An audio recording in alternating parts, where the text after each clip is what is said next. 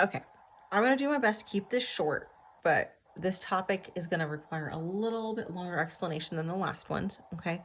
So we are going to want to have our graphing calculator, not graphing, scientific calculator. If you have a graphing calculator, that's great as well. And if you don't have one, the website Desmos will be able to give you the data you need for your table, okay? So on the TI-36X calculator, which is what I'm using, you do not have to do this. I'll show you it, but when I type it into my calculator, I'm not going to do this. So I'm going to write this, optional on TI-36X Pro. And I can't talk to the other calculators because I have not tried it on any others, okay? So what it's saying is I'm going to take the log argument, so log x, over the log base, so log 2. And if you type this into your calculator in the table, it's the exact same as typing this into your calculator at the table. So I'm just going to go straight with the original. That's always better. So again, our table button, hopefully this is familiar to you. We're going to do edit function. If you have something in there, just go ahead and clear it out. I'm going to do log. So I'm going to push my log button a couple times. So I have log with a little base here, and I'm going to put in my 2. And then X is this key over here that has lots of letters on it. X, enter. So it says start 0. My table starts at -2, so I'm going to type in a -2. Step is a 1, which means I'm increasing by 1 each time. And then we want this on auto. So I'm going to hit enter till we get to calc, enter. So we see error. So I'm going to go like, this is dash, dash. There's nothing there. 0 still gets an error. Okay. So when X is 1, Y is 0.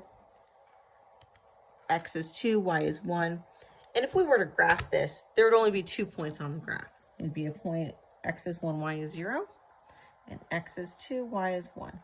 And we need a little bit more than that. So I am, even though the table doesn't keep going, I'm going to keep going just so that I have points that I can graph. So 3 is about 1.5. 4 is 2. Okay. And then 5 is 2.3. So now I have a good idea of what's happening over here. I see it's a curve. 6, 2. Okay, and it's kind of flattening out. So I'm going to continue this right here. Okay, but there's more to this graph. Okay, and that's where this gets a little bit complicated.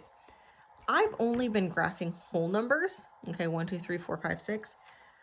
But to understand what the graph is doing right here, we would have to look at like decimals. So like, where is the line at 0.5? And it's just going to actually want to curve down here along the asymptote. And if you remember, our freshman math exponential equations also had an asymptote. So we have an asymptote. Sorry, I forgot my highlighter. Hold on.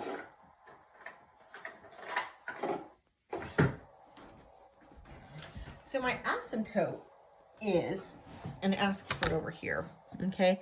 It's what number, if it were in the parentheses, would make this whole equation 0.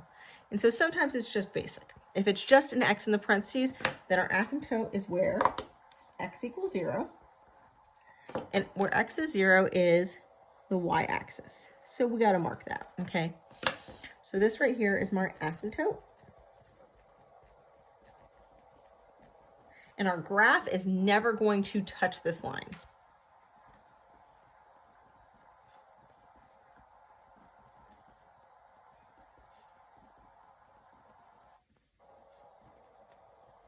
Okay, and that's my graph. Beautiful. So I just need to now figure out domain, range, and my y-intercept. So domain are my x values. So obviously there aren't any points over here where my x values are negative. All of my points start at 0 and go onward. Okay, and we see this arrow pointing towards the right, towards infinity. So my domain starts at 0 and goes towards positive infinity. So 0, infinity. My range are my y values. Okay, so my y values, we can see this arrow points all the way down. So all of those down numbers are going to work. And this arrow, it's pointing to the right, but it's also pointing up. So we're going to go all the way down, all the way up. So we're going to go from negative infinity down here to positive infinity up here. And then the last question, the y-intercept, where does it cross this y-axis? And as I told you, this is the asymptote, so it should never touch that y-axis, so there is none. And we have completed that. Okay, it took about 5 minutes for me to explain that. On your own, this should go a little bit quicker. Number 2 should involve a little bit less work, so let's go to number 2. So on number 2, if we wanted to rewrite it this fancy way, okay, we would do fraction. Log x plus 2 log 3. And then this big minus 1 at the end is just going to be a big minus 1 at the end. Okay. Again, if you're using this TI-36X, you don't have to rewrite it. Okay. I'm going to type in the original problem. Okay. So hit log a couple times, log base 3, x plus 2. Outside the parentheses here, I want that big minus 1. I'm going to hit enter. My table here starts at -3, so we'll just start it there at -3. I get that error again for -3 and -2, but at -1, I get a -1. So nothing, nothing, -1, -0.37. And I say 37 because I rounded. Okay, 369 goes to 37. 1 is 0. And again, I could keep going, and I'm going to when I do the graphing. Okay, so I'm going to put -1, -1 on my graph.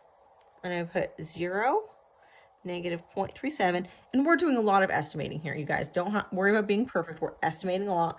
1, 0. So now we're at 2, 2.26, just barely up there. 3.4, 4.6. This is going really slowly. Okay, so that's enough points. Okay, I usually like to have about 5. So what we need to look at next is our asymptote. Okay, what number, if I put it into this parentheses, would make this equal 0? So what number, if I put it into here, would make it equal 0? And in this case, it's x equals -2, right? -2 plus 2 is 0. So this is my asymptote.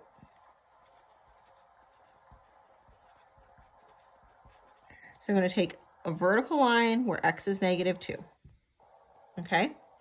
And I'm going to just carry that down to my characteristics down here. X equals -2. So what happens is my dots here, if I kind of wanted to continue this line, it looks like it should cross this. But remember, my asymptote, nothing's going to touch it, nothing's going to cross it. So when I'm tracing it, I like to think of this as a brick wall, and I got to turn real quickly and head down. Okay. So we have that curve in there. It's not perfect, okay, but we're doing our best on this little graph paper with the information we have. Graph is done. Domain, our x values. Okay, just like up here, our x values aren't in the negative. They start here at -2 and they go to the right. So our domain is from -2 to +infinity. Our range, just like here, we're going down, we're going up. It is from -infinity to +infinity. And our y-intercept, this time we did cross the y-axis. Okay. I got another color here. Our y-intercept is when x is 0. So this guy right here is our y-intercept, and it is the coordinate 0, -0.37. Okay. So those are our 2 examples. I'm going to give you hints on the next 3, but that is your work for today. So quick hints. Okay, this 1/3, okay, again, on this calculator, I would just type it in as 1/3, okay, but we do need to make sure that we use either the fraction button or we put it in parentheses, okay, so be careful of that. Here, no big tips. This does look like number 2, okay, don't get confused.